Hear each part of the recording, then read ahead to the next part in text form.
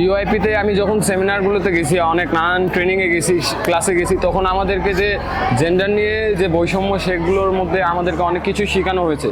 সেগুলোর মধ্যে আমরা যেমনি আমাদের লাইফটা ডেভেলপ করতে পারছি, তেমনই যেমনি আমার একটা ভুল ধারণা ছিল যে নারী পুরুষ কখনো সমান না, সেই আমার দূর হয়েছে, সেই মানে মাইন্ডটা আমার সেট আপ হয়েছে যে আসলেই নারী পুরুষ সমান, তাদের অধিকার সমান। এইগুলো ভেবে চিন্তা করে আমাদের সামাজিক যে আমাদের আছে বৈষম্য যে জেন্ডার নিয়ে, সেগুলোর বিপরীতে আমরা কাজ করতেছি। আমরা সচেতন হচ্ছি দিন দিন। আমরা নিজে যে কিশোর কিশোরীদের বৈষম্য থাকে, তো আমাদের সামাজিক নানান ধরনের আমাদের সমস্যা হয় যে ছেলেরা বাইরে যেতে পারবে, মেয়েরা বাইরে যেতে পারবে না, মেয়েরা বাইরে যেয়ে কোনো কাজকাম করতে পারবে না।